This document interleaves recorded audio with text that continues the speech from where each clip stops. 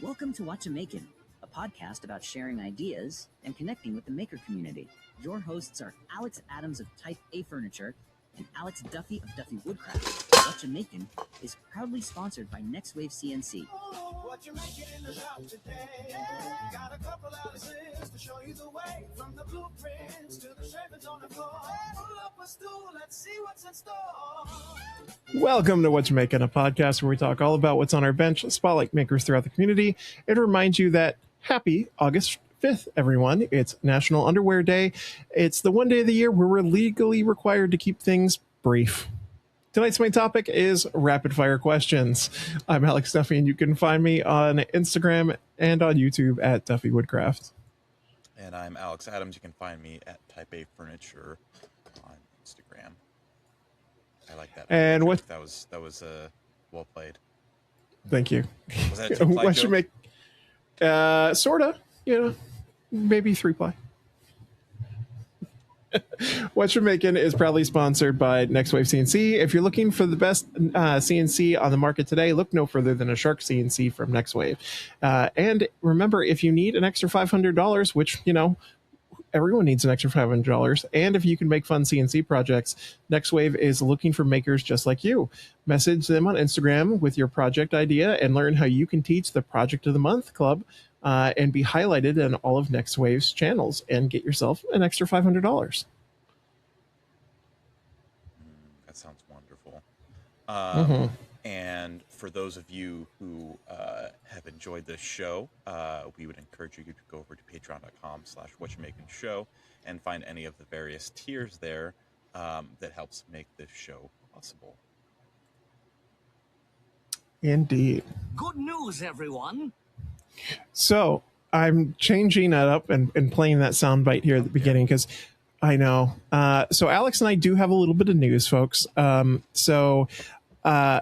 You may have noticed we were off for a couple of weeks.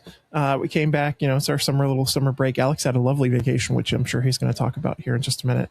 But just wanted to let you know going forward, we're going to be doing kind of an every other week on the podcast. So it's not going to be a weekly podcast anymore. You're going to see us every other week.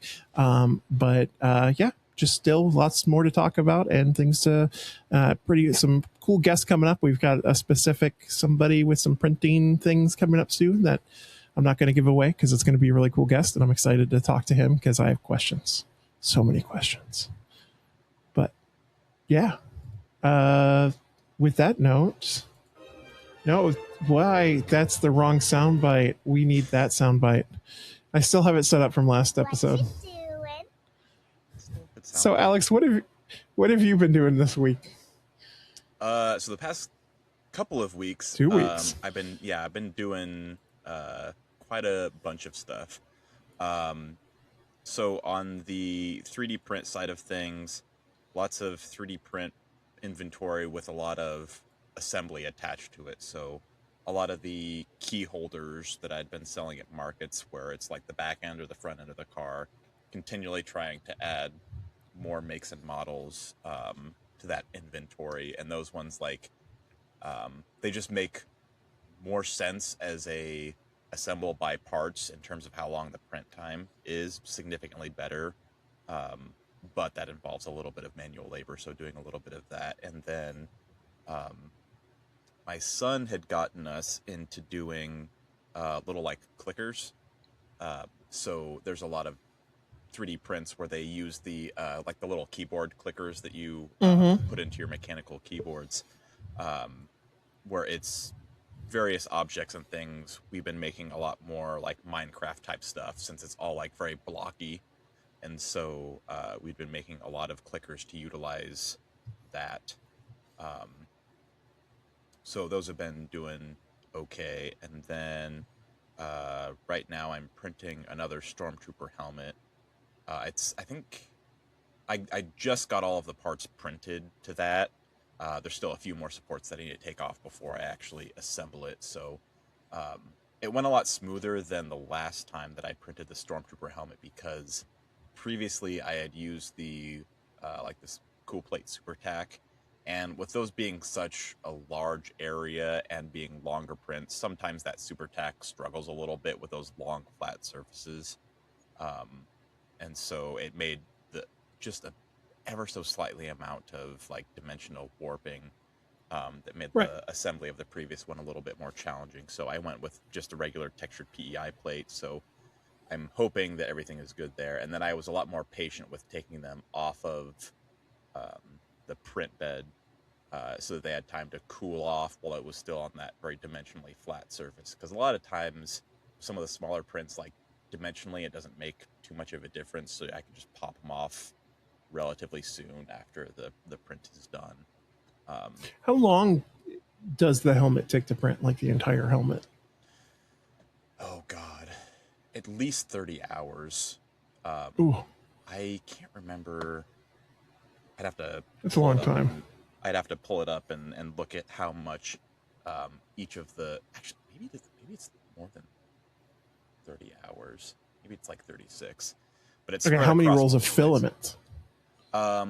Almost one full roll of white filament, and then Wow. I can't remember how much black filament it is. It's probably like a couple 100 grams. So it's a sizable amount. I had to buy more white filament to do all of that because I was starting to get a little bit low. Same thing with the black. I did not get the your typical printer low on cyan type alert that you get on your regular inkjet printers. I've got plenty of cyan right now. Good. And then moving over from 3D print stuff. So right now I'm kind of planning out some of the CNC projects. My order from IDC Woodcraft with all of my bits and everything that arrived when I was gone, so I've not had a chance to like actually use those bits yet for a lot of these upcoming projects. So I'm probably going to do some cribbage boards to utilize the little the drill bit that I'd gotten from. I got like, I can't remember how many I got. At least 4 of those. So anyway, I know I'm going to be making some of those, and then I had gotten their the tramming bar thing that you use for tramming the CNC. Mm-hmm. So now I can actually do that properly. So I'll be doing that here soon. I think I got the. Is it the? I can't remember if it's the 12-inch and 6-inch sizes they come in, and I got whichever one was the bigger one, just because you get more precision out of the longer lever arm on that one, and it's the bed is big enough to handle that it makes sense on the CNC to do that. So I'm undecided on if I need a tram before I do my next project, because like relatively speaking it's dimensionally pretty good. If you're doing surfacing stuff, it's a little bit dicey, but other than that it's okay. Yeah, I mean, especially with the HD20 that you have, like those, the tramming on that is so minuscule needed because it's also a base. It's all one unit. Very rarely did I ever have to tram mine. The one I have right now, like I bump it and it's out of tram, which is kind of annoying, but I'm still working through how to fix that properly. Yeah, so there's just, I mean, like I said, I know that it needs it, especially for surfacing stuff, but I don't have too much surfacing stuff in the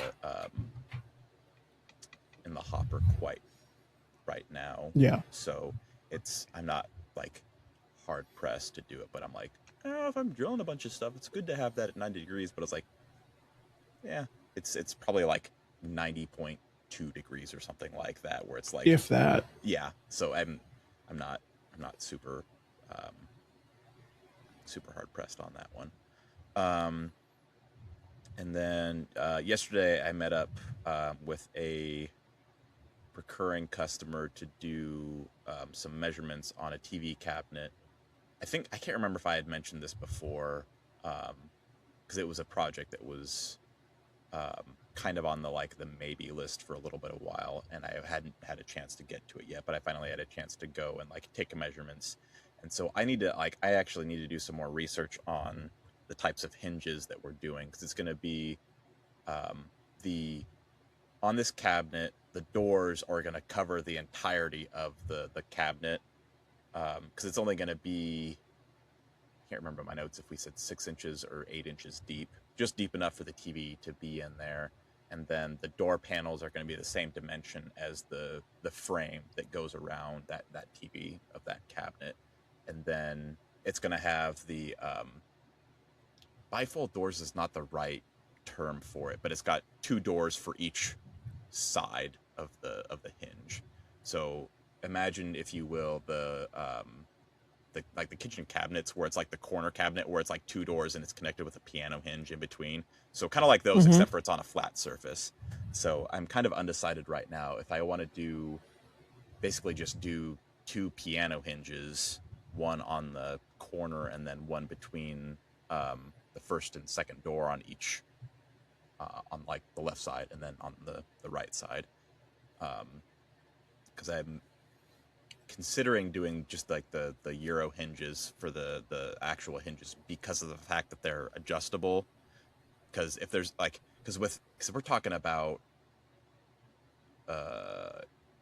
with both of the doors together, you're talking about like a 3-foot span. So that's a huge lever arm. So if you're ever so slightly out of alignment, you don't want that to sag. And so that's my only concern with the piano hinge, is like, it's great unless it's out of alignment, and then it's terrible because it's a pain in the butt to try and remedy that. So I've been researching, trying to find a couple of different hinges. Plus, I also need to be in 180-degree opening so that you can actually see the TV when you fold those doors all the way out and then fold them back. So it's taking a little bit of geometry and forethought of what's going to be needed for the hinges to make it happen and make sure that you've got enough viewing angle with it. The good thing is that it's actually mounted on a very nice TV mount. That it's not the kind where it's like you just like hook it to the wall and it stays right there. It's the kind where it's like you can pull it out like 2 feet if you really want to. So it can. Oh, that's cool. Yeah, so it's a very nice mount. And it's the same style of mounts that I have for the couple of TVs that I have in our house, which I always recommend those types of mounts that allow you to pull it away from the wall, not because of the fact that like you may not need it to do that, but just for the ease of like if you ever have to switch cables, it's so much easier to pull it away from the wall. You have space to work and do what you need to do. It's the kind of mount I have as well. Yeah, so like those have always been good. And then how I'm mounting this, because so it's pretty much like it's gonna be pretty much a cabinet, but there's no back to it, so it's just the wall behind it. So there's no I don't know what the right term for it is. Backsplash is not the right word, but that's kind of what I'm gonna say. There's no backer. Yeah, no backer at all. And so how I'm actually gonna mount it to the wall is I'm gonna put in a small strip that goes underneath the top that's going to be affixed to the frame. So it's going to be like a, I don't know, maybe an inch by inch rectangular rod that goes the full top portion of it. That's attached to the cabinet frame and then screw straight into the studs with some black screws on there. And I forgot to mention, this is going to be maple with just like a dark brown finish is what it's going to be, because I did a mitered mantle for them previously, and that's what we did, and so they wanted to do that same color again. Nice. Yeah, and then fishing in Colorado. So my fishy shall be my squishy. So this is a cabin that my grandpa built in, like, I don't remember if it's the 60s or 70s. It's in north central Colorado. If people are familiar with the Red Feather Lakes, it's a little bit south of there, across one of the mountains. Or if you know where Fort Collins is, it's about an hour west of there, which Fort Collins is like an hour or 2 hours north of Denver. So yeah, that's the I know general where that is. Region. And so we had always, growing up, that was kind of like the thing that we would always do in the summer, is go up there and fish, because it's mainly trout, mainly rainbow trout, and then a couple of other subspecies. So we did a lot of fishing up there. And so the fun thing about fly fishing for me is the casting is a very methodical thing, where you're like casting, you're always trying, like, you're working with the wind, if there is wind, direction, where you think the fish are going to be, so they can actually see it, thinking of it from their perspective, looking at what insects are in the area or on the surface to know what type of fly you want to use, talking to other people who have been fishing recently to know what they've tried and what's worked and what hasn't worked. So there's a lot that goes into it. I mean, you don't necessarily have to do it to that degree, but that's how I approach it. So it's a lot of just kind of working with the hands and, you know, not a whole lot of chatter behind the eyeballs as you're doing it. You're just trying to address what's in front of you. So a lot of fun there. We had good fishing throughout. The weather was good throughout the most part.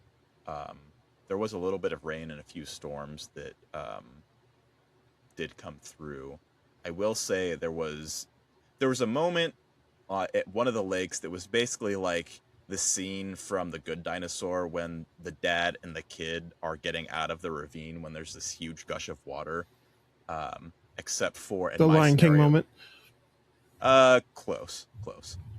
So basically what happened, so we had gone to the same lake a couple of times and it had started raining and then it kind of fizzled off and most of the rain would go around us just because of like the geography and the terrain of the mountains and everything.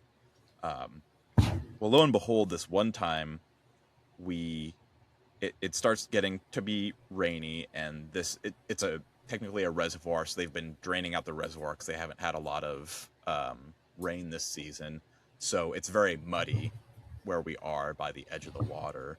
And so as it starts raining a little bit more, like if you've got a drizzle, it's fine, you can still fish, the fish are still active on the top, but then when it starts getting harder, then they back off quite a bit. And then we just kind of like stood there a little bit because it's like, most of the time it's been dissipating after like 30 minutes.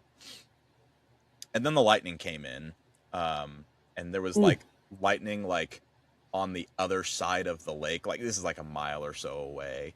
And so I was like, all right, we need to go now. And we're like right by a campground area.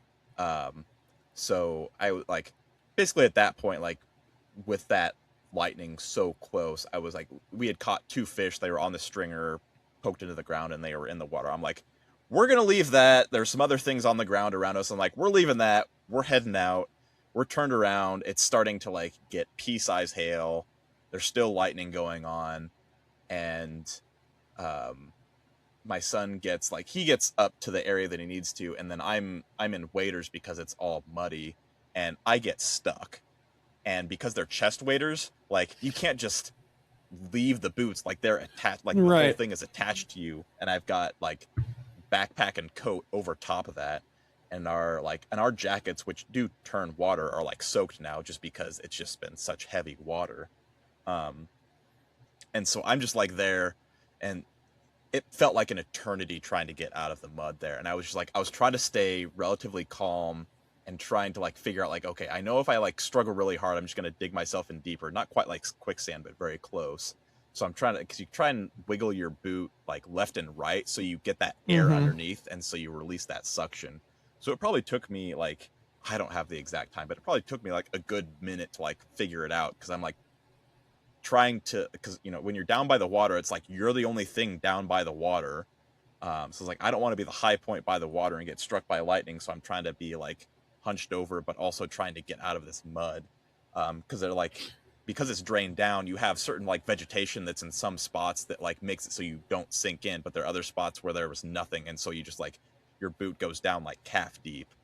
So eventually I was able to get my foot out, and then you know we get you know, we're not trying to like hide under the trees, but we're kind of in the bush, the bushes and the vegetation that's close to this campground area. And so we kind of got to there, we were good to go.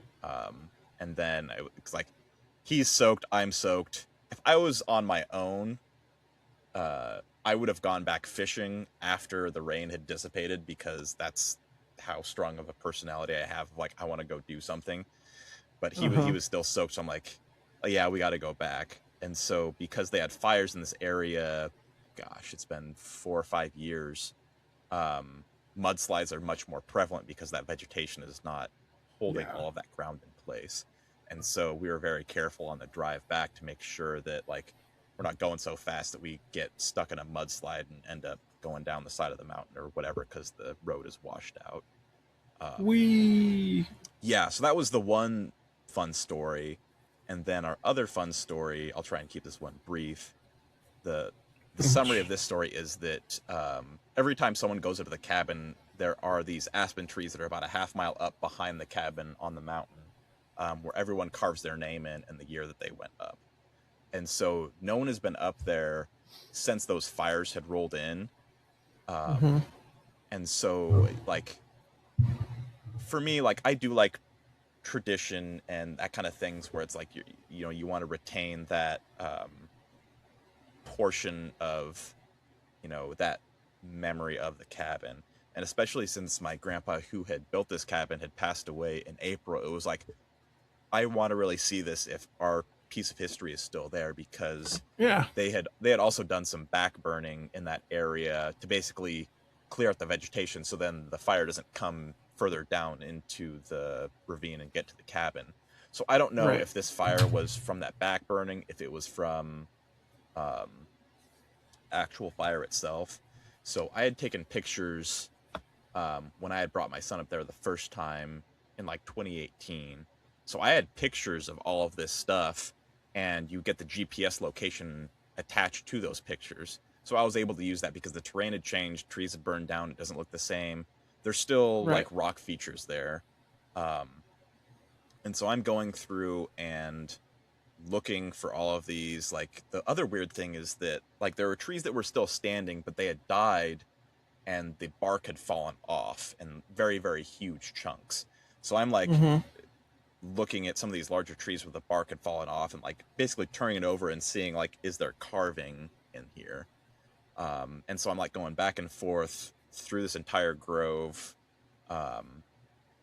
going through all of these like pokey plants and everything. And like, I'm at the stage where I'm like teary-eyed because like, I'm not finding anything. And so,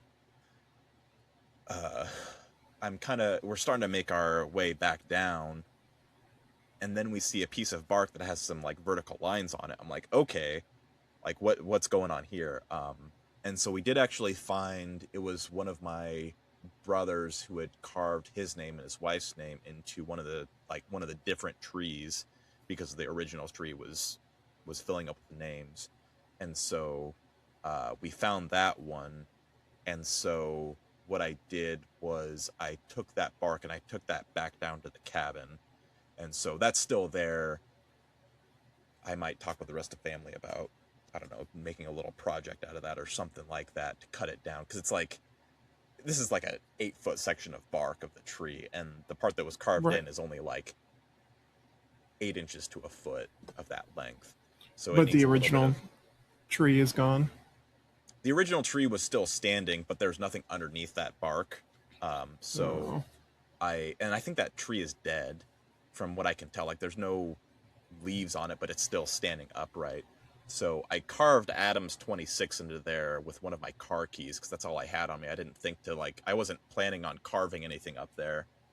So that's what I did while I was up there. Like, at least mark where this tree was that I pulled the bark from. Because it's not like I can put the bark back on, and it's not like it's only going to get more weathered while it's out there, since it's not connected to a living being that's regenerating anymore. Because with those aspen trees, you have that nice white bark. So when you carve it, you get that dark contrast to the white bark. But as that white bark kind of peels off as it's died, being out in the weather, then it becomes less visible. So we'll see where that transpires, and if I end up doing any type of project with that down the road. But there's no hard-pressed time frame to do anything with that. Like, I mean, honestly, I'd like to make something that's like framed that goes into the cabin or something like that. Maybe give it to my brother or something like that. Who knows? So yeah, that's a lot of what I've been up to lately. Well, I'm gonna be a little quick, but so for me in the making section, I've just been doing a lot of restocking lately. So making 75 of my bread knives, like 100 coffee scoops, 100 toaster tongs. I did take Tracy's recommendation from our last episode, and I made a whole batch of the book readers.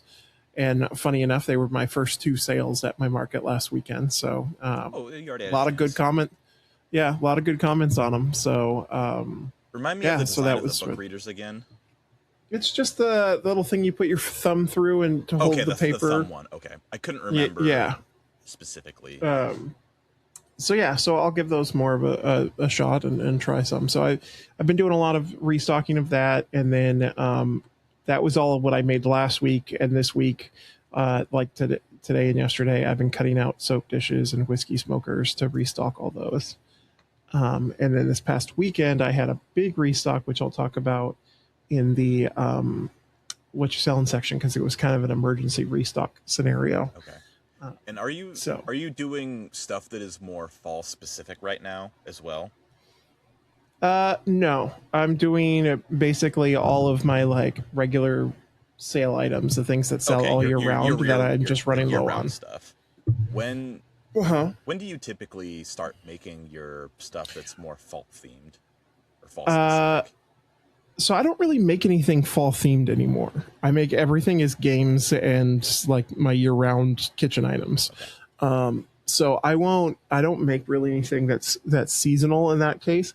I do stock up more for winter for more markets. So I usually start stocking up come September, so I'm getting ready to start doing that. Like the last couple of weeks, I've bought a shit ton of wood, so I have a lot of wood in the garage currently to make Yahtzee boxes and more D&D boxes and just a whole bunch of games and stuff. So I can get those ready. And I actually last week I went and chatted with.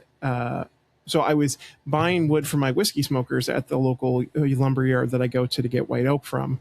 And it was very slow because it was supposed to be super hot that day. And I had gone early, but apparently nobody else wanted to go. So the yard manager came up and we were chatting a little bit. And it's the first time I got to meet the yard manager there.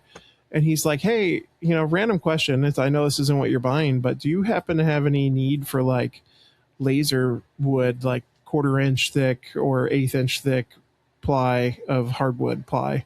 I was like, yes, I do. I use that a lot. I use it for magnets. I use it for my travel cribbage boards, stuff like that. And so he gets a bunch of them, and they basically the pallets come in at like stacks of 100 of these sheets.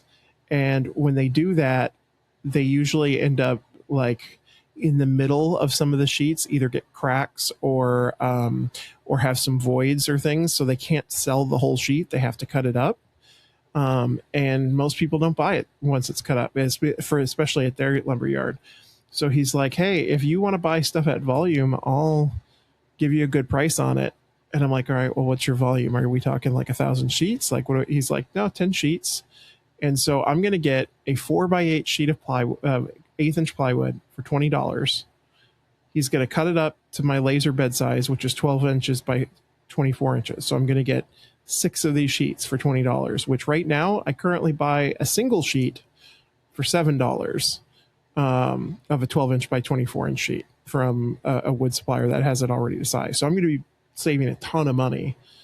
So I'm super excited about this. All right, let's do the math. Look, you said it was $20 for a full sheet, and how many of those 12x2s can you get out of there? 6. 8? 6? 8. Sorry, 8. I'm estimating 6 because he said these are ones that have voids or cracks. So I'm going, so okay, so you can get 8. So I'm going to have some loss. So I'm going to say I'm getting 6 out of them. So he's selling them for me for $20. So divide that by 6. That's so $3.33. So you're basically getting it for half of what you would normally get. No. I'm getting it. You said that. Oh, yeah. I'm getting it for half, yes. Yeah, because your normal one is about $7 for that 1x2 sheet, and if it's 6 of those, depending how much and that's $7 to include shipping and all that stuff. So I am still coming out way ahead. So I'm super excited about this. So he's he's basically starting to put them aside for me, and as he finds them, and he'll cut them up and let me know when they're ready. So That's a good I'm win-win. really excited about this. Yeah, super good win-win. Good way to save some money. So good, good thought to you guys out there if you're listening. Make friends with the yard manager. You never know what kind of deals you might get.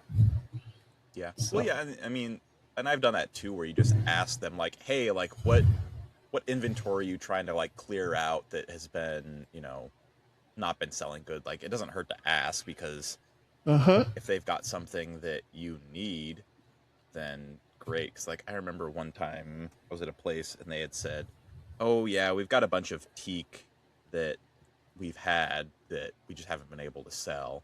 And I talked to him about it, and it was not genuine teak. It was like plantation teak. So it doesn't have the same material properties as like your traditional teak from way back when.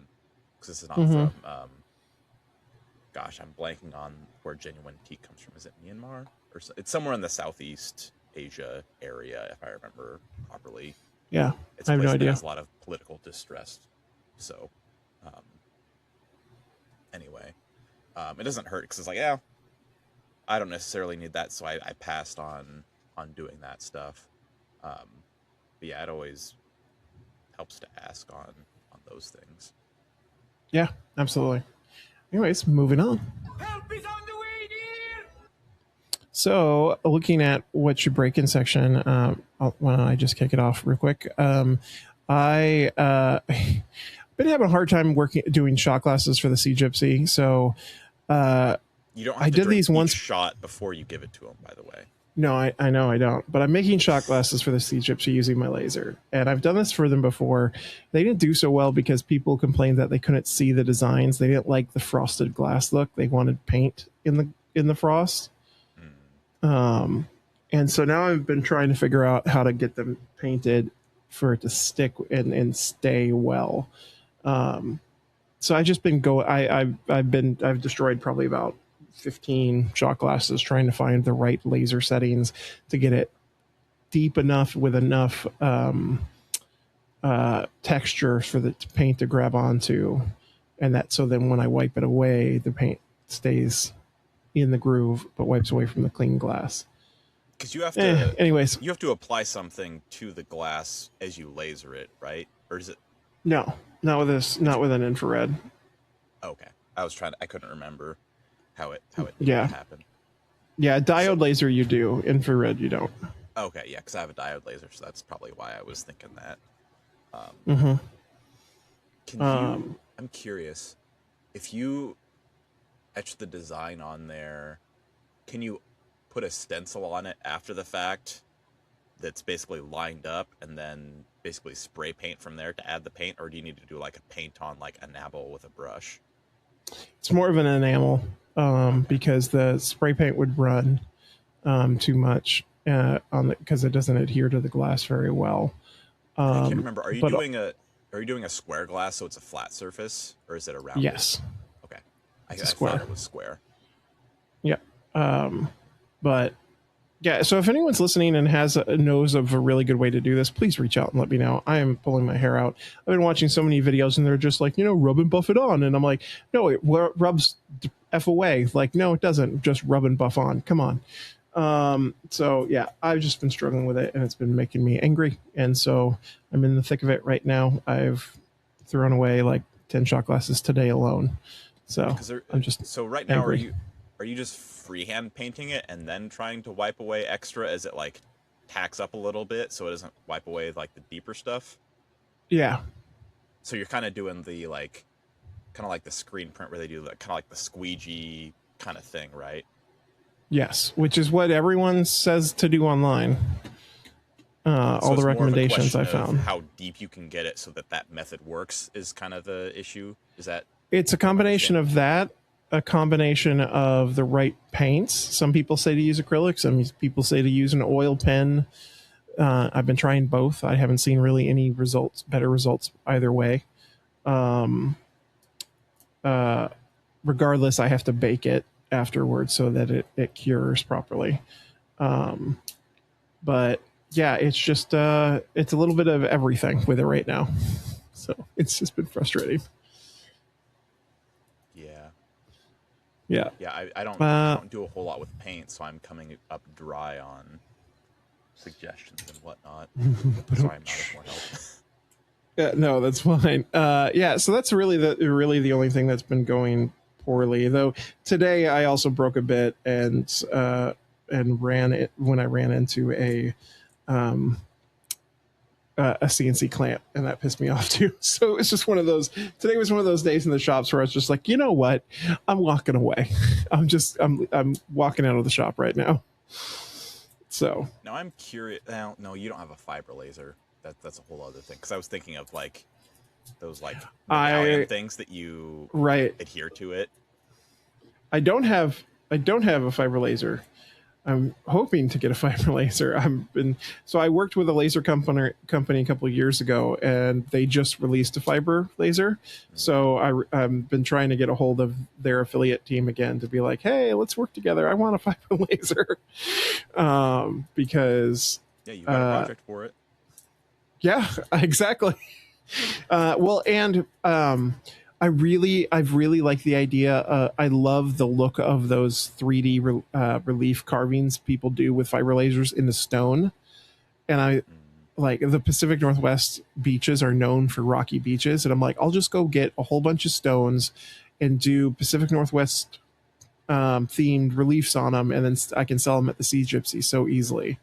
And so that I really want to do that, but I don't, fiber lasers start at like $3,000 and I don't want to invest in it on my own. So if I can get a content deal out of it. Usually a super tiny workspace to begin with too. Cause it's right. Whatever. It's like akin to like what the laser peckers, what most of their models are, right? Where it's like most of them are 150, 150. Yeah. 150 millimeters. For those who and so, yeah, the company that I worked with Acmer or ASMER or however you say it, ACMER. Their current one, their PM that they just came out with is a 200 by 200, so it's a little bit bigger, which is nice. So I'm hoping to work with them on that. So, but I just need them to answer the email. So, but yeah, that's what I've been breaking. What about you? So on the 3D print side, I think. I can't remember if it was the last time that we were on that I had mentioned that I had those PTFE tubes. Those are the tubes that the filament slides into when it goes between the filament roll and the head. Some of those had basically worn all the way through to the stage where they had kind of started getting stuck. And then, so I had replaced some of those.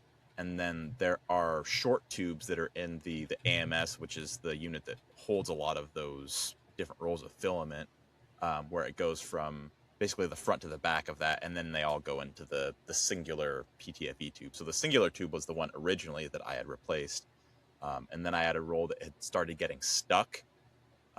It didn't make it all the way out to that singular tube, so I'm like, oh, my other stuff that's been wearing down, it probably wore down that tube that's under there, because it's only like a 6 to 8 inch tube, I think.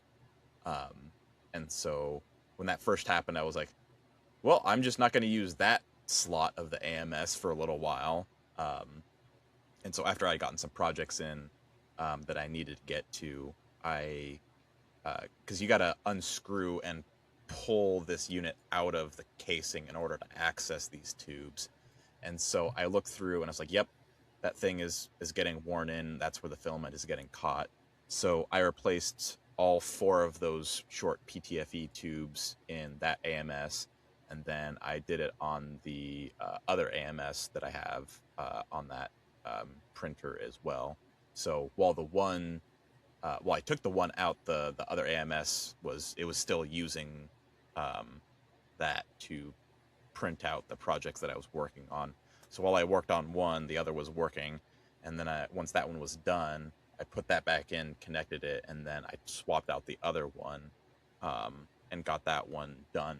Because I was like, well, if this other one is worn out, I guarantee these other ones are done, and I might as well just do it while I remember how to do this. Because it's been about a year, maybe a little over a year since I've had that unit. So it's like, if this is a yearly thing, I'm not going to remember how to do this very easily, so I might as well just do it all at once. It's almost like swapping tires out on a car when it gets low on the tread, pretty much. Mm-hmm. And then while I was doing that, I also had some issues with a little bit of buildup on the tip of the nozzle for that same P1S printer. So I was able to go in and swap in some of the nozzles on those as well. Because, like, yeah, these have been running for a while. I haven't had too many issues with them, but they've been clumping. Because I think I had recently cleaned them because they were just like caked on the nozzle, and I was starting to get like just little pieces of black filament kind of trailing and getting into some of the other pieces that it was printing. So like for a dark print that was black, it didn't matter, but if I was printing something white, it would be very obvious. Like, for example, the Stormtrooper helmet, that would not work well for that. So I got that, like, I originally cleaned it off, got it working, and then it kind of started caking up again. And then I was like, I'll just put a new nozzle on it, because it's, I mean, nozzles are like 10 or 20 bucks. They're not expensive, so they're a consumable part. I mean, it's the equivalent of a CNC bit, where it's like you can get a lot of life out of it, but only so much. And then a weird issue that I started having was on some of my printers. I don't know if it's the firmware update, but one thing that it does is if you have a roll of filament that is low and you have an identical roll of filament on your AMS that's hooked in, once it runs out of that roll, it will feed in that other roll automatically. So like if you're doing a really long print, you don't have to worry about it runs out, it pauses the print. You have to wait until you get that new roll of filament on for it to start. And what was happening was the that last little bit of filament, it either didn't push it all the way through or didn't back it all the way out. So it just assumed that something was jammed in there when it was trying to feed in the new roll of filament. And so I had done this maybe once or twice where I just had to go in and remove that piece. So I'd gotten, because this was maybe like the second or third time that I'd had that issue. But it was just then that I realized, oh, it's when it's swapping between these colors. So I don't have to completely shut off the machine. I can just take off this top portion, pluck that out from there, and then that new roll of filament will feed in. So I'm hoping that the next time the firmware is updated, that they'll have that issue. So I don't know. I don't think there was a way for me to like report that problem, but I wish I could give some feedback on there, because like previously it had worked flawlessly. So I don't know if it changed the steps on how they did that that caused some issues. But on the other side of Bamboo saving my butt, since I had been doing more stuff with PETG, with more outdoor things, especially those key holders, because the way I have to display them, like I got to display them out in the sun. Like there's no other good way to showcase them, and those have to be at least PETG, otherwise they're going to melt warp out the sun. And so swapping between the PETG and the PLA, because for those who are not familiar, you cannot have those in the same print because they will not adhere to each other. It's just material properties. And so when I tried to print, I was like, why are you not recognizing this roll of filament? Like, that's the color that I have. And then I realized that it was the different type of filament. So like, oh, yep, it saved my butt, which is one of the reasons I like using the Bamboo filament, is because it has those RFID tags in there. I need to venture into some other brands that do also have those RFID tags, because it's just nice automatically pulling in that info, because I've been working with so many varieties of colors now that like it's hard to keep track, because I try to keep all of my PLA filaments on one wall where everything is stored, and then I try and keep my PETG on a different wall, so that like, I mean, there's labels on the actual side of the roll of filament as well. But sometimes when you're just swapping stuff out and you're like trying to get things done, sometimes you just miss stuff and that human error creeps in. So that was good. And then I had mentioned that my order from IDC Woodcraft came in when I was traveling. So originally it was going to be there a week prior, so I was going to be able to have some time to play with it. But what happened was the USPS like basically ate the package somehow and it got lost. So I had message IDC and they got a replacement one sent out. But by the time I had figured that out and sent them a message, it was like a day or two before I was going to leave. So it's like, oh yeah, there's no way that this is going to get all the way to me through USPS. So it, it got there like a day or two after. It's like, oh, it's just sitting at my house for almost a week and I don't get to play with it. So it's just a little bit of a bummer that I had to wait, but it sucks when USPS eats a package. So I'm assuming that they had insurance on their side because it was like $1,000 worth of bits. So it was a big shipment. So yeah, it was not small. Ooh. So I'm yeah, sure that's that they had never that. fun. Yeah, I mean, especially if you're on the sender side of things, especially if it's something that takes a long time to make or like has a lot of detail, that just always sucks. So insure your packages, especially if they are something that's difficult to make or replace. And then one of the other things that we had breaking, we had been doing a lot of yard work here recently because things have just kind of gotten overgrown. And so as we were doing some of this yard work, we have this huge metal horse statue, and we noticed that wasps had made nests inside of it because it was hollow. And so my son likes to help with this kind of stuff. So I was like, okay, if we both spray this thing from, kind of like instead of being like directly across from each other so that you spray and the overspray like covers each other, it's like, okay, let's come in both at an angle so our angles are like projecting away from each other. We should be fine. So yeah, we go to spray, and then my son moves, and like he moves into my spray path of the wasp spray, and then he also gets me with some of the wasp spray, and it's like the foaming kind, and like it didn't get like in our eyes or anything like that, but it like got on our skin, and it was just like, all right, we got to be done. We got to go rinse this off right now because I don't want to get blisters and all sorts of other stuff. So that was a fun little thing where it was just like, yeah, it just went awry very, very quickly. So I've thought about what I can do to that statue to like make it better, because it's like it's multiple parts that get put together and it's hollow on the inside. So, and I think it might be aluminum, but there might be a few parts on there that are steel that have rusted a little bit. So it's just like, I don't know if we're ever gonna move this statue, so I might put a like some type of like caulking on the outside of it to basically keep wasps from going in, and then I can put like a clear coat on top of it of the what's the name of it? It's not epoxy, but it's like the aerosol Rust-Oleum stuff. I've done that before where I've like coated things with it. It's like a crystal clear enamel covering on it or something like that. So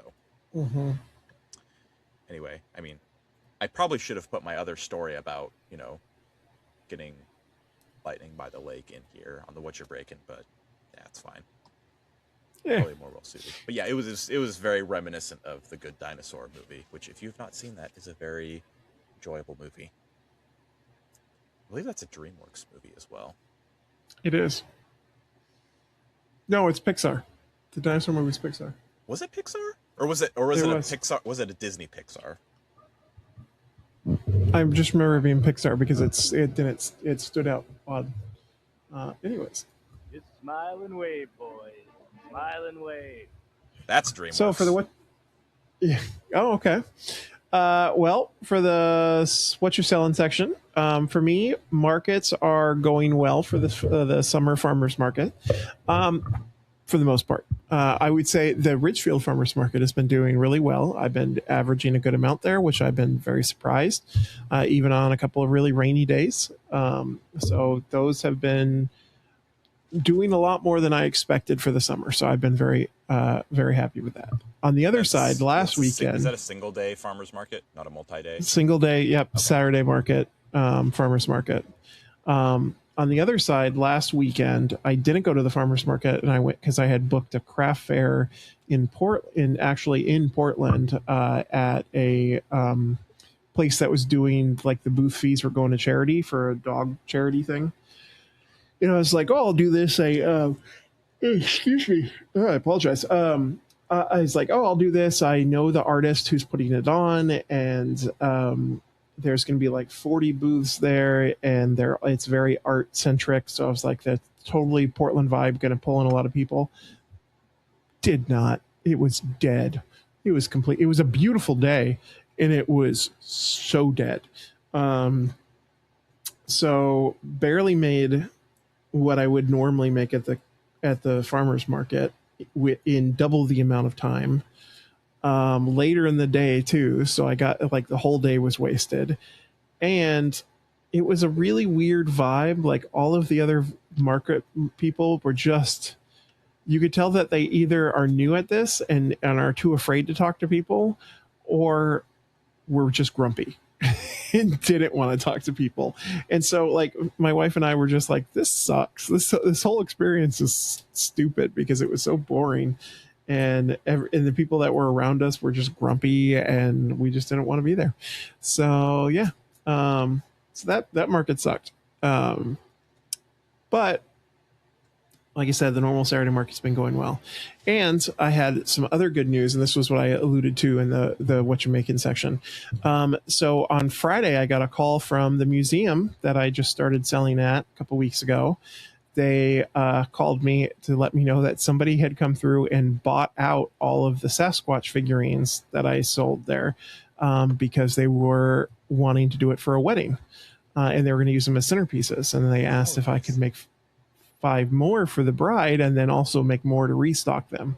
So yeah, I did an emergency Sasquatch building session this weekend, and I made 45 of them to do a restock for the store, and then 5 to go to the wedding.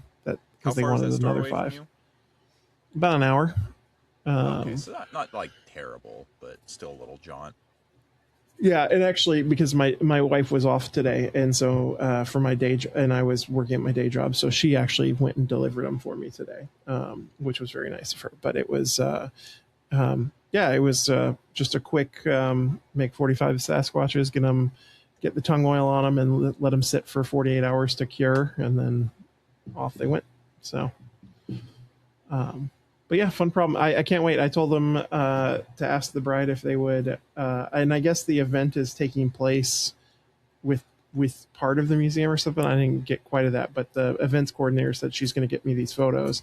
So I was like, yeah, if you're gonna, since the Sasquatch is going to be one of the centerpieces, like get a photo of the Sasquatch and then tag the museum and myself, and let's drum up some business for the store. So, and then you'll go crash the party in a Sasquatch suit, right?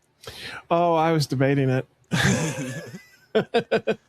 I kind of wanted to be like, hey, give me the bride's or the bride and groom's info, and like I'll send them like a special like Sasquatch thing. But I was gonna say like, but also get a cake topper, right? Like yeah, but also I just kind of want to show up in a Sasquatch outfit and be like, what's up?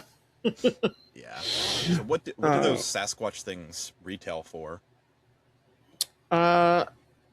They retail, but depending on the store, between 15 and 20. Okay. So yeah, that's let's see, quick math. What, around $900 to $1,000 worth of retail value, somewhere around there. Mm-hmm. Doing 45. Yep. So yeah, that's worth an hour drive. Yeah, absolutely. And everything else. So I got my first report from the museum actually on Thursday. It was funny because then it was the next day they called about it. But on Thursday, I got a report for the first 2 weeks of sales. Because they were doing 2 weeks of, right? Yes, they're going to pay me quarterly, but I asked them to give me a report every 2 weeks so I know how quickly things are moving, when I need to restock, that kind of stuff, because it does, take me a few days to make stuff. So you'll have a little bit of buffer before you actually get your invoice fulfilled for this upcoming quarter, right? Yeah, so unfortunately it won't be until October till I get paid first, because the 1st of July was the start of their quarter, so their next quarter, so I won't get paid until October. But where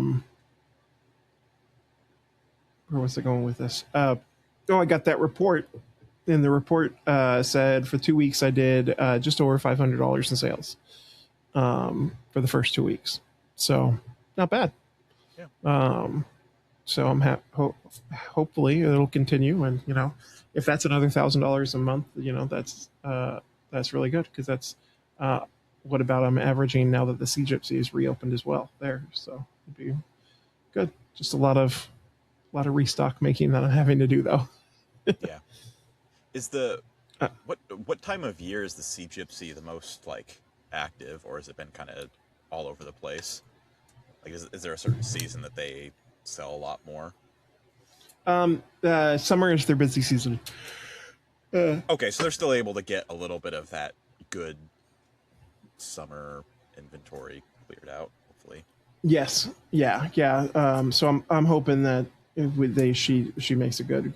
And she said this first month has been went really well, so that which is good. So, Yeah.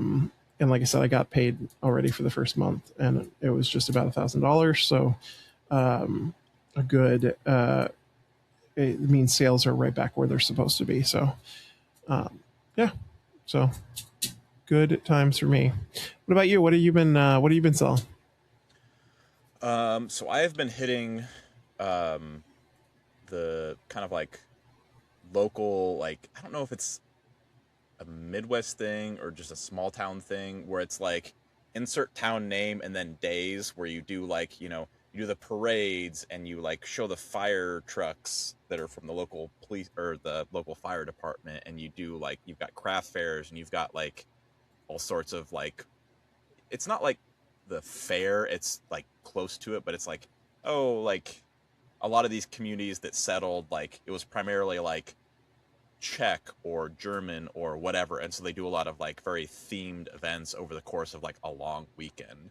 Does any of that happen in your area, where it's like Portland days or something like that, where it's like Oh yeah.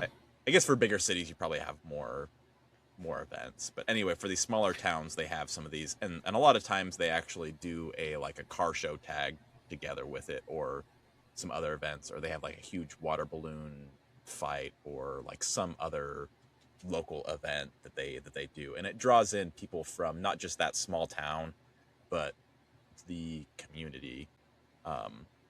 So I did a couple of those. One of them, it was really good, and that was just a singular day.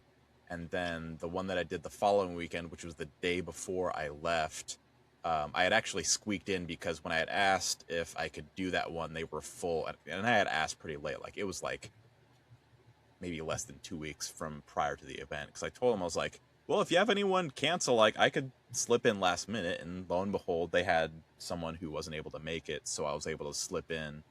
And that one, I don't think it had a vendor fee, and this place was like, maybe this town was like 15 minutes away from me. So super low, like basically nothing for costs going into other than driving and then my time there. So it was okay. It was really, really hot. So it was just steaming hot during that day. And I mean, the people who were running it were like, they were great about walking around with water, giving it to people, making sure everyone was okay. Like they did a great job managing the event. So I was between like what I would normally get sales wise between my like weekly farmers market and like a good like a single day craft fair. Like obviously the 4th of July event that I had, where I did like really, really well on a singular day, that one's a much bigger one, so it's not going to be on that caliber level. So this one was like, I couldn't tell if it was like the size of the event or if it was more the weather that was kind of making things trail off. So I think it'll be worth it to do this one again, because well, the other thing too is that my town that I live in, which is bigger than this other one, because this other town is only like less than 1,000 people population, mine's 10,000. Mine also had a like citywide garage sale, where like everyone sets up their garage sales so people can go around and like find deals and whatever. I think they might have also had like sidewalk sales at the like local downtown area. So a few people might have been pulled in to do that stuff as opposed to go to the one that I had as a local community event. So there might have been a little bit of that changed the attendance to it. And there was actually another event at it was the place where I had restored the church pews. They were having an event. They were going to have a car show, but they didn't have enough entries for that car show, so they canceled that portion of it. and the car show that was at the event that I had attended, they had like at least like 60 cars, like classic cars there for that car show. So I'm guessing a lot of the people that would have gone to this other one ended up going to this one. So I made the right choice of where to go. So cause I kind of had my pick of where to set up. So overall I did okay. I do have a fun story about the Stormtrooper helmet. So the farmer's market, which was on the Thursday prior to this, so I had someone buy the display Stormtrooper helmet, but then their parent was like, hey, can we have a fresh one and not the display model version? Because, you know, when people put it on, you get some scratches and dings and stuff. So I'm like, yep, sure thing. I can do a fresh print for you guys. Because like some people care, some people don't. So I was like, it's whatever. So then on Saturday, someone buys the display one, and my wife was like, no way, like, because like I've had the Stormtrooper helmet for 4 or 5 months now, and you always get attention from it, which is what it's designed for. Like, I didn't expect it to sell, but then within the span of like 72 hours, I sell essentially 2 of them. So that's why I've been printing. I had alluded to printing another Stormtrooper helmet, so I've got to print one to essentially close out that sale, and then probably print another one so then I actually have one on display for the county fair that's coming up in like 2 weeks, because it's my next like big event that I'll have. I'll have a couple of farmers market in between, but that's the one that I'll make sure and stock up for, because I'm sure I'll get at least several people that are interested in it, and maybe 1 or 2 that might actually consider buying it. That and the like that tribal kind of Mandalorian mask that I printed, because I sold that one at the 4th of July event. And then I actually got some sales from some custom sales. So I have a couple people who are regulars that come in and get stuff, because it's like the grandparents, the mom, and the kids. Like I see them on like a normal basis. I've sold them a lot of like Pokemon stuff and other things, and they're like always kind of coming by for things. So I've got a custom hitch cover that I made for the mom, and then I also had a couple of light switch covers that have like the little Lego brick circles on there, so you can snap Legos onto the light switch for them. And then they had they have their little like golf cart that they putz around in, so they wanted a little like golf cart keychain that looks like it to go with the keys for it. And then one of the other vendors, and I've seen this other vendor at the normal weekly farmers market that I have, and at this weekend event, and they wanted some, I don't know the name for it. Like, they make wind chimes is what they do. And so they wanted a specific design for you know how you have in the wind chimes, you've got the metal chimes that make the noise. You've got the string in the middle that has like the metal thing that hits those, and then below that you've got like a bauble of some kind or something like that. So it's a little piece like that that's like the equivalent of like a coaster size. So they want a few of those. So I'm making a few of those as well for them. So that's kind of an interesting thing for me, of like making pieces that go into what other vendors are selling. So we'll see how that goes. And then the last thing that I have is, before I left, I reached out to, in our downtown area, we have this it's like a little boutique, like popcorn shop, where it's like specialty popcorn that's like in the pre-popped bags that you get. So like the kettle corn stuff, and like things with like mixed in M&Ms and all sorts of stuff. So I talked to him, because it's a younger girl that runs it, and her like younger sister is in my son's class, so they know them and all that stuff. And this girl also goes to my wife's workout classes, so there's like all this intertwined like connections. So I go and I talk to her. I was like, you know, I can 3D print popcorn buckets for you that are like specifically themed, because back in the winter during Christmas, one of the gifts that we had for the family white elephant thing was, it was like a Santa bowl, and we had bought some popcorn actually from them as like a movie night bundle, where it's like, oh yeah, like you get your popcorn and your popcorn bucket. And so I talked to them a little bit about doing theme stuff where it's like a popcorn bucket that's like a certain movie franchise, you know, that not only would they be able to sell something, but also sell their higher margin product that they make in-house. Because I'm like, I'm sure you get like people who run shops always get people coming in, hey, you could sell this and make money. And it's like, well, like there's only so much shelf space that they have, and like they need to move product. And so there's considerations on their end. So I try and think from their angle of like, how can I help them make more money in general? So I haven't talked to them since then because I've been out of town.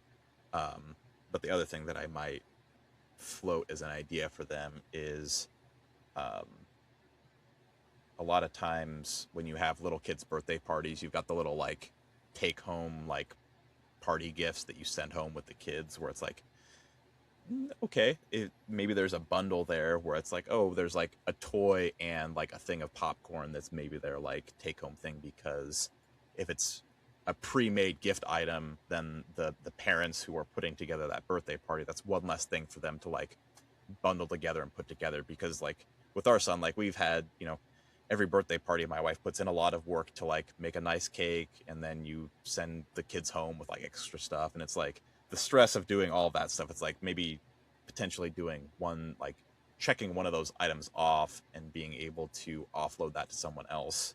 There might be something there.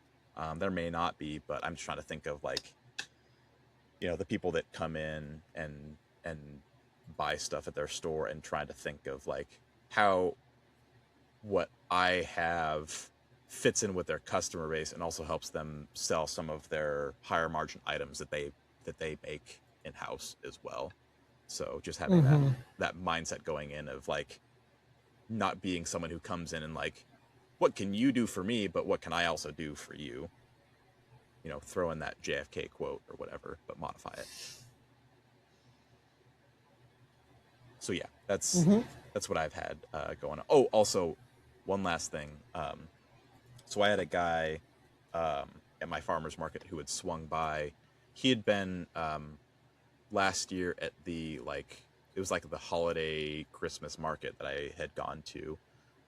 He was one of the people that had dressed up, that was part of like the 501st for Star Wars stuff, and had come by, and he had bought one of the like Stormtrooper hitch covers that I had made. And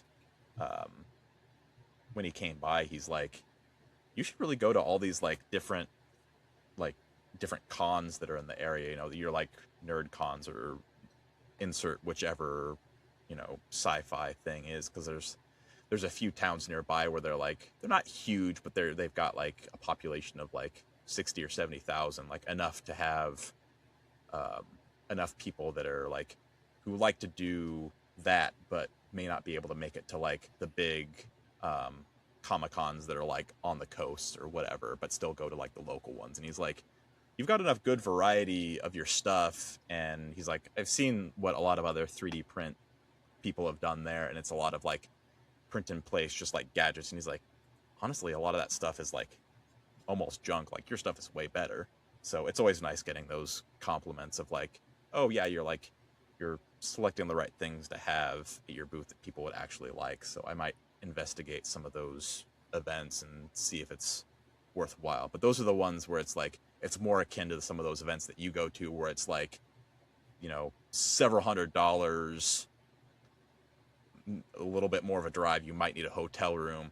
So the amount invested in is a lot higher, but the risk to reward, like there's a lot higher upside for sales. But it's always a little bit scary going to some of those events, because you're like, what if I don't do good at it? But anyway, I'll have to see about some of those events and get them into my calendar. Mm-hmm. Okay. Somebody's watching me. It's my anxiety. was a little quiet. All right. So, what are we watching this week? So, my first one, I'm going to shout out our good friend Tracy and her partner Mac, who we had on last week. Tracy and Mac posted a Halloween themed balloon. So, from the movie Halloween, the Pennywise balloon, and It, I guess, too. It was really creepy. It looked really good. It was very well carved and very well engraved and wood burned pyrography, but it was creepy. So go check it out if you're a horror fan. Yeah, it's also like if you have like a little like drainage on your street, it's like the perfect Halloween decor to just have a balloon sticking out from underneath up there. We've had people in our town do that, and it's like, God, that's good. Yeah, I bet I might do that because I have a drain near us too. I might do that for Halloween this year. Yeah, just put a little weight Red on balloon. the end of it, make it extra long, and then that's just flying in the wind, flapping around. Excellent I like decoration. All right, first one that I have is outer_woods. Let's see. So they had a really good reel that was it was about making a fix on a very big project. And so I am blanking on what the actual project was. I think it was a table. So basically what happened was like router bit jumps, you take a big gouge out of something, you've got to fix it somehow.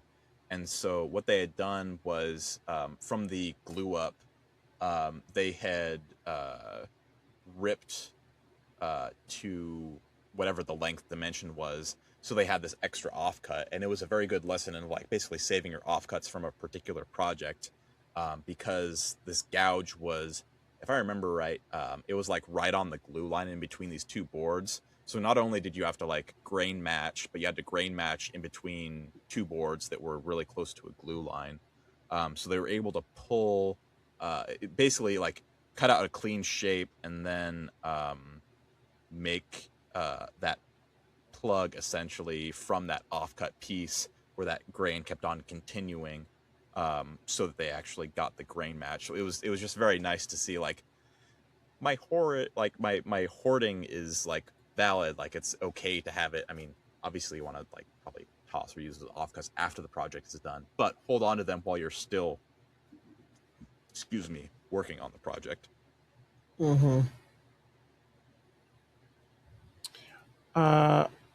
My next one is from the Clever Carver, or the Clever Carver. Yeah, whatever. Kind of like that. Fast. I know. So they jumped on the Jimothy bandwagon. Have you heard of Jimothy? Oh God, yes. I am loving it. You were on vacation. I don't know. You might have missed Jimothy. It started before then, so I was all up in it. Also, by the way, so one of our fans and podcast and patrons, Jimmy or Trash Panda, like, is he just Jimothy? I think he is the Jimothy. I think he is the Jimothy, the human ambassador for Jimothy. Okay. Or maybe he's the reincarnation. Yeah. Well, anyways, the Clever Carve jumped on the Jimothy fad and did a hand wooden carving and then painted it of Jimothy. It was really cute. It was really well done. I had thought of doing a Jimothy related reel because my wife was like, you should make some Jimothy earrings using the laser. And I was just like, nah, I don't want to be on that fad. It's one of those things where I'm like... Yeah, jumping on fads can be a feast or famine. Right. I know Braden's opinion on that from Little Bug. How he sold one hawk to a hat and then it got returned. So yeah. But yeah, like honestly, like if I actually had capacity right now, like that would be a fun project where like I would make it just to make it. I'd probably list it to sell, but I wouldn't expect it to sell. Yeah. But one that oh gosh, I think it was it Platte Valley Woodworks? He's in he's in Omaha, or sorry, he's adjacent to Omaha. And I think his daughter made I think it was like one of those like bead things where you put them together and then you melt them together. So they did like a gay Jimothy, where they did the Jimothy as like the gay pride flag. And I was just like, oh, that is so good, especially since it's in that metropolitan area. I was like, God, that would sell like hotcakes. But yeah, I've been loving Jimothy so much. Anyways, that was my little Jimothy bit. What's your next one? The next one that I have is from Malden Woodwork. That is spelled Mauldin Woodwork.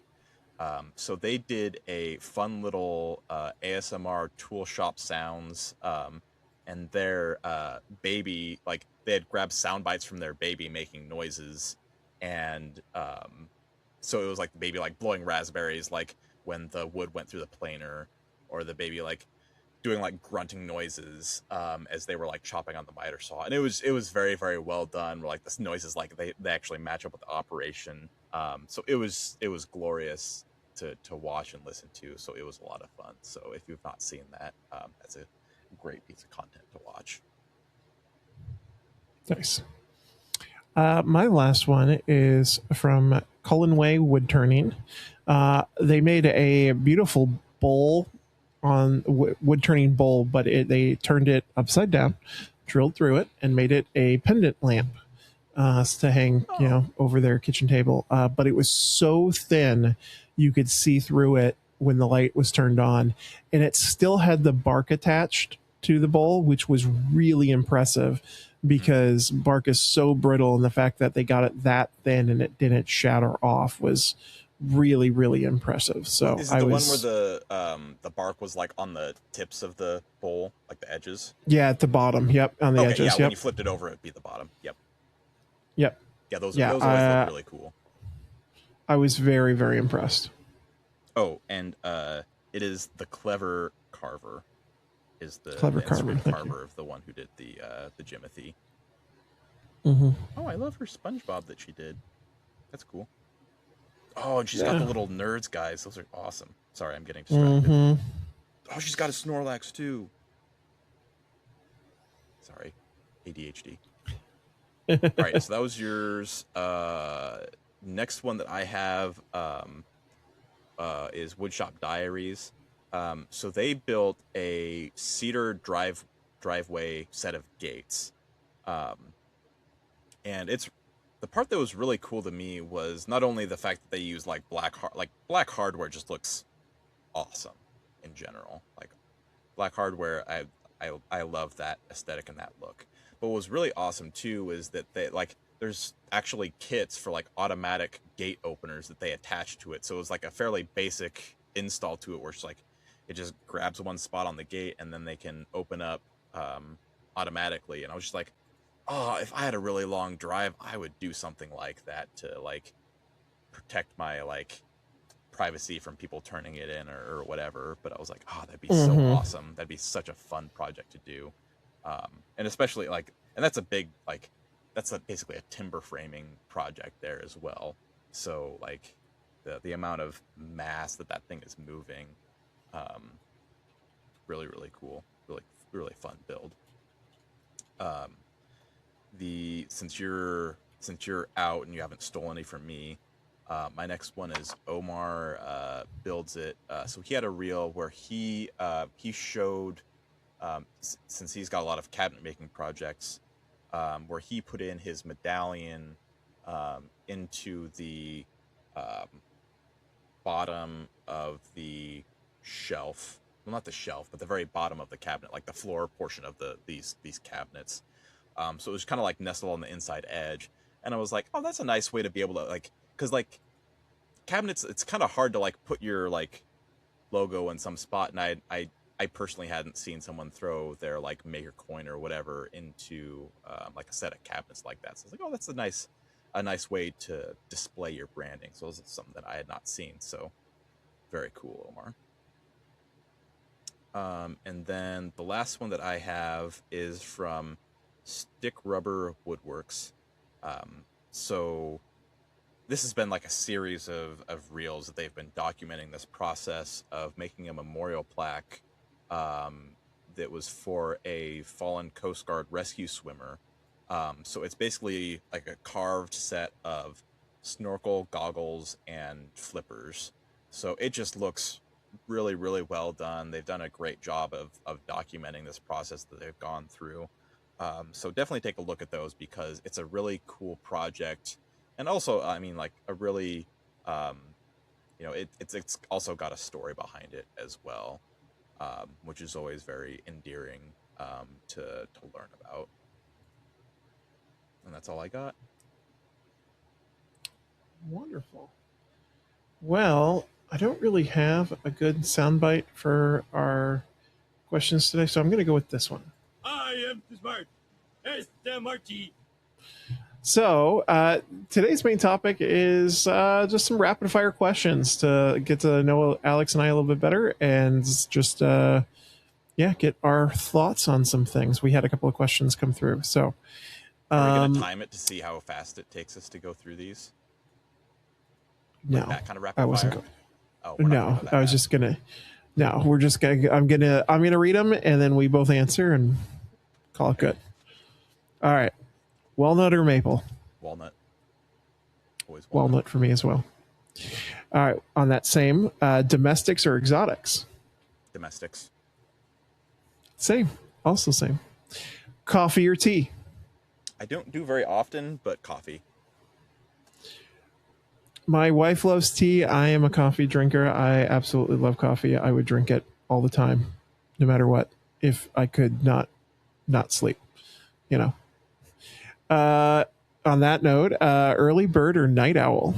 Both. Both?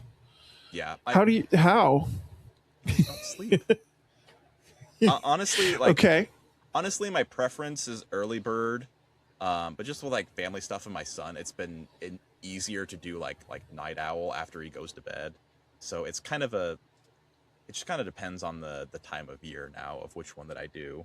I'm just all over the place. My sleep schedule is terrible.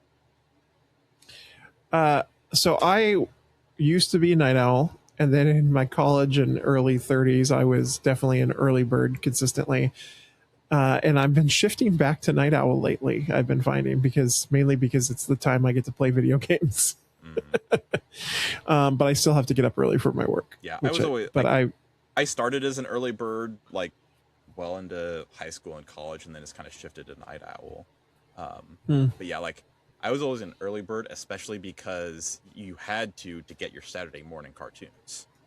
Like that, yeah, that was the only reason that I woke up early on Saturday mornings was to get my cartoons. And I was dedicated because like we didn't have Netflix back then. So it's like, if you missed that episode, like you missed it. You didn't know what was going on. Exactly. Yep. I would regularly be out with my friends on Friday night or like over at their house and we would not sleep. And so we'd stay up so we could watch Saturday morning cartoons and then go to bed. Yeah. All right. Beach or mountains? Mountains. I'm a beach. Yeah, you Give are. me some. Yeah, I am. Pina colada. That's on where the our beach. vacation was, in the mountains, so that's kind of an easier one. Yeah. Sweet or savory? Sweet. I'm a savory. Hand tools or power tools? Hand tools. Power tools all the way. CNC, baby. Mesh sandpaper or standard sandpaper? Go standard sandpaper. Because we're talking not the film back, but the like paperback, right? Yeah, the paperback. Yeah. I can't stand mesh. Yeah, mesh. I think it's overrated.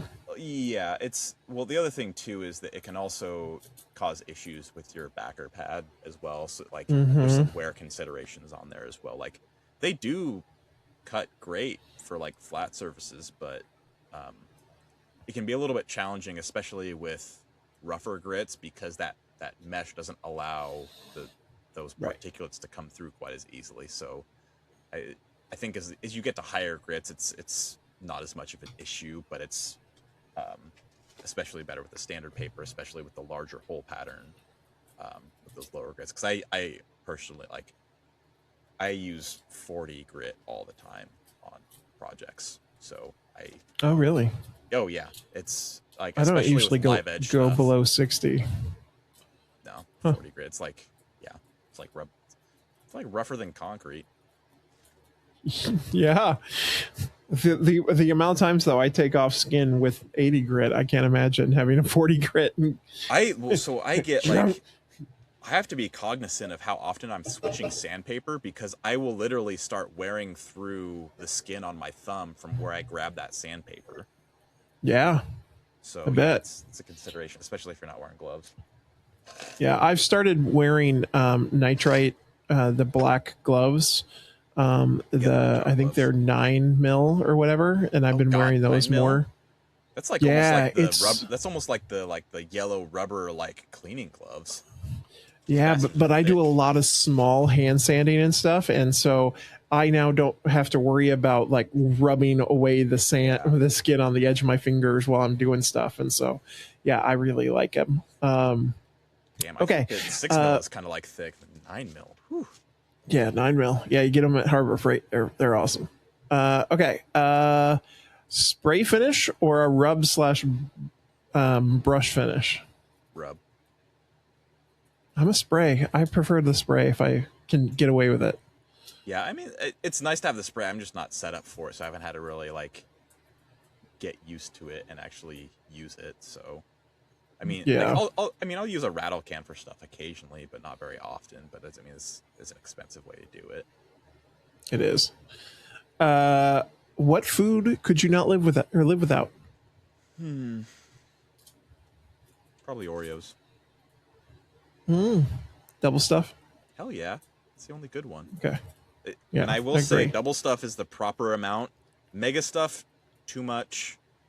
Standard Yeah. Oreos, not enough.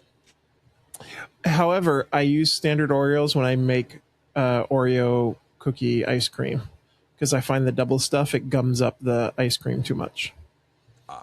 if you're making homemade ice cream. Yeah. Mine's cheese. I can't live without cheese. Yeah, cheese is pretty good stuff.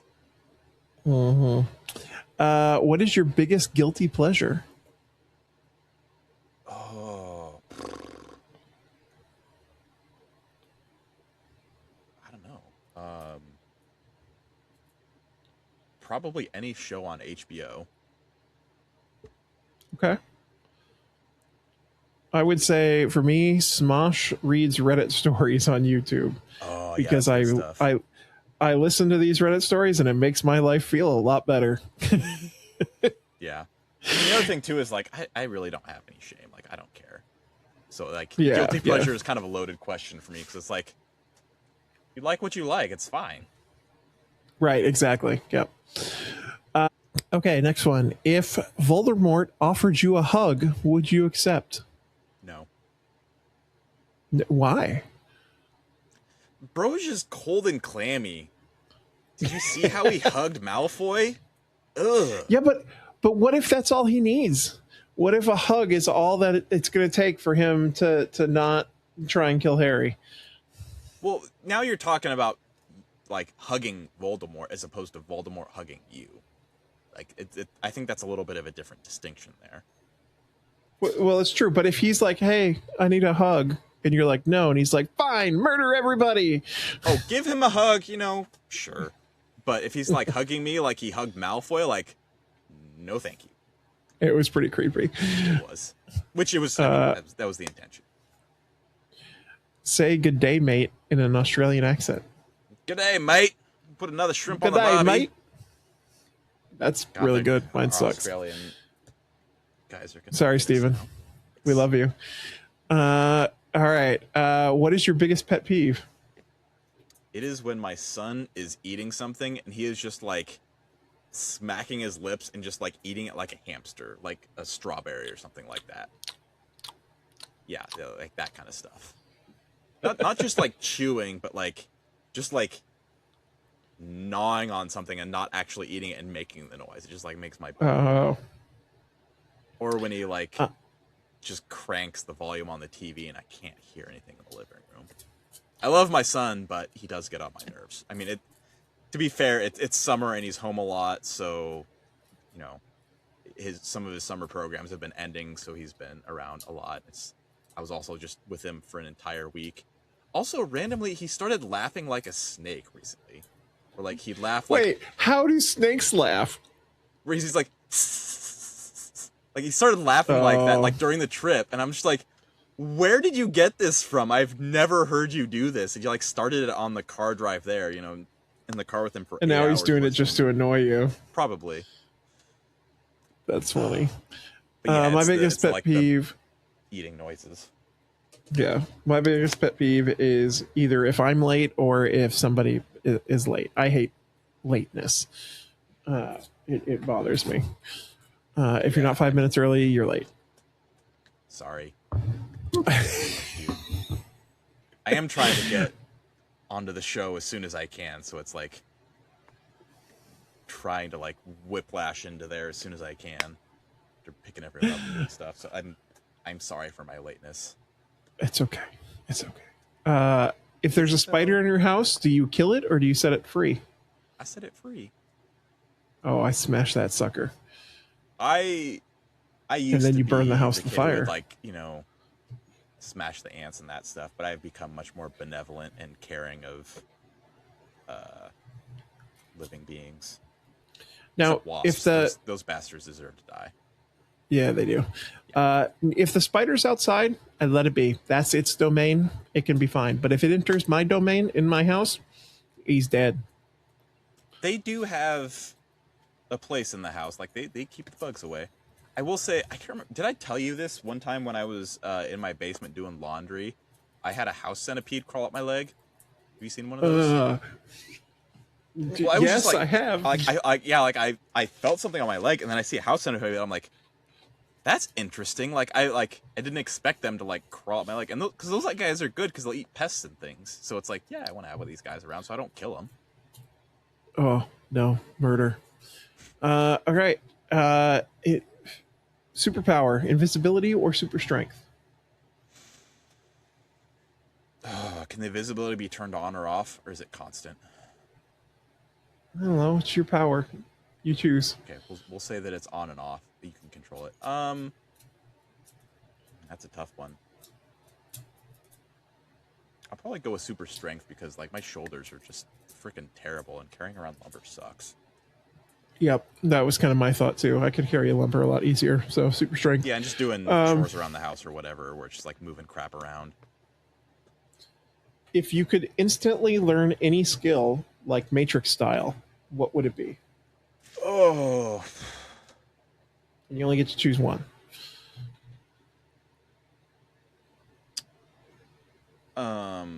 I would say, I mean, this is kind of on the path of Matrix style, where it's like basically being able to code or interface with any platform, either it, you know, DevOps or other stuff, or like just basically full stack developer, like that level of like kung fu. Mm-hmm. That's actually was kind of my choice too. I was like hacker. Yeah, pretty much. It's some kind of internet hacker skill. Okay, and then lastly, this comes from our friend Jimothy, or Jimmy Trash Panda. He did a voice message, and I couldn't get it downloaded. But it's basically how, if you had access to somebody's shop, how would you go about making that someone think that their shop is haunted?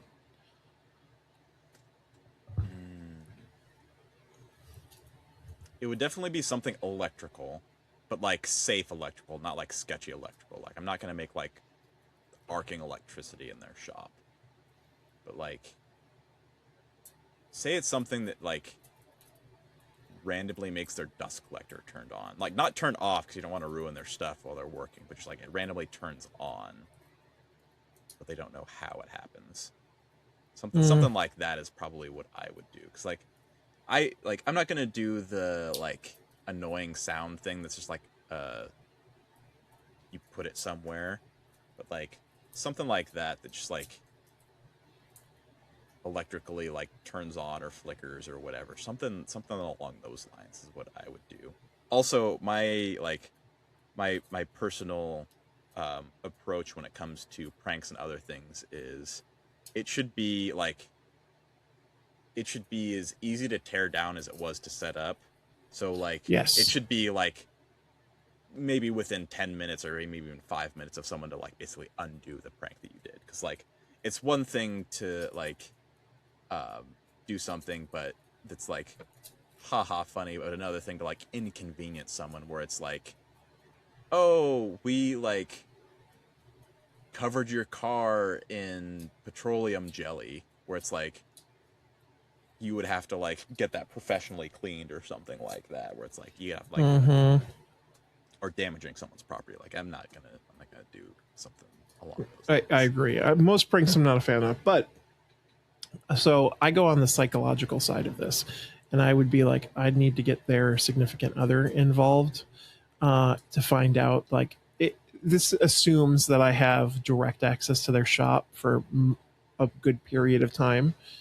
And so I would like get their significant other involved and find out like things that they did that they don't want other people to know or stuff like that. And I'd write it in the sawdust.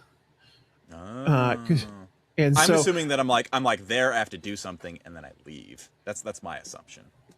Yeah, my assumption is like I can get in there overnight or something, and I would leave messages in the sawdust for them to like find. Okay, here's what so if I had like, access, Alex, like, I saw overnight, you kill that bunny. You know, stuff like that. Yeah. Killing. So what I would do is I would start, if I was doing something like that, like I would overstock something that they had like sandpaper, where it's like they're always overflowing on like 220 grit sandpaper or something like that, where it's like they know they've used a bunch, but then they don't know, like they're probably happy about it, but they're also concerned about like, it's like what was the biblical story of like the never-ending jar of oil or something like that just like keeps on producing more and more. So like their bin or stack of like sandpaper is like always like overflowing. So it's like they're happy about it, but they're also a little bit concerned. Especially if it's like but that would have to be like a shop where it's like just one person. Because in a multi-shop setting, like it'd be like, oh, someone just like restocked it or something like that. So like that would be a prank to pull on like a Pete, but not like a Dan, because Dan would probably just be like, oh, Braden just stopped by and restocked this. That's cool. Right. Yeah. Yeah, that would definitely, or like for me too, like I'd move stuff around. Like if they had like a wall of chisels or something, like they had rearranged the wall of chisels or, you know, things just enough. I don't know if I would touch like just tools like maybe that. Like two things in different spots, just enough to have them be like, did I put that in the wrong spot? So you'd go into Cross and Miter's shop and mess with his pristine wall of hand tools. Oh yeah, I'd love that so much. But I swear to God, if you would put a thumbprint on there and let it condensate and rust, oh no, I'd wear gloves because one, I don't want any type of evidence around, so no fingerprints or anything. So get my 9mm gloves on. Alrighty, well that ends our not yet. Since you made a rapid fire, I made a rapid fire that you're not aware of. But this one we're gonna go like super fast. So I will ask the questions, but you got to make sure that there are a couple of duplicates in here. So I think it was just one duplicate. Okay, this is exciting. I didn't know you did some. I know, it's spicing things up. All right, we're gonna go rapid fire super quick. All right, ready, go. Yin or yang? Yang. Down cut or up cut? Down cut. Coke or Pepsi? Coke. Diet Coke. Oil or poly? Polyurethane film finish. Oh, I was like, what the hell is that? Oil. Market or boutique? Market. Okay. Ford or Chevy? Ford. Air or kiln dried? Kiln. I don't want Pet bugs. G or what? I don't want bugs. Pet G or PLA? PLA. Personal garden or farmer market? Farmer's market and get a better variety. Moon or Mars? Mars. Chamfer or roundover? Chamfer. Hot summer or frigid winter? Summer. Soup or salad? Neither. Salad. Pocket holes or tenons? Tenons. Umbrella or raincoat? Raincoat. I'm an Oregonian. We don't use umbrellas. Simon or Garfunkel? Gotta go Garfunkel. Live edge or dimensional? Dimensional. All right, that's the last one. All right. Pass. I pass. Okay. Glad to hear. All right, guys. Let's move on over to. Good news, everyone. All right. Did So that. I know, but that was for a different announcement. This is our Maker News segment. So not much going on. The main woodworking event is actually going to be happening right now. As you're listening to this podcast, they'll be setting up and it'll be in the next couple of days. So if you don't already have tickets, you might be too late, but you should find out.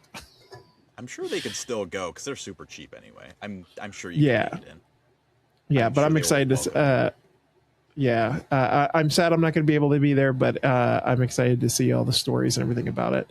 And then Texas Woodworking Festival, remember, is coming up. It is coming up September 25th through the 27th. I am teaching a class and I will be there. So if you are a listener, just reach out and let's hang out. I'll grab lunch, whatever. It'll be fun. I'll have stickers. Speaking of listeners, if you do want to become a patron of the show, you can go to patreon.com/whatchmakingshow, or you can, find it in your app on your phone, go into Patreon, search What You Making Show, and we'll be there. Perfect. But we won't mess with your shop. We won't mess with your shop. We promise. No, promise. We won't make it haunted. Thank you guys so much for listening. And just remember, in case I don't see ya, good afternoon, good evening, and good night. good night, everybody. Night, night.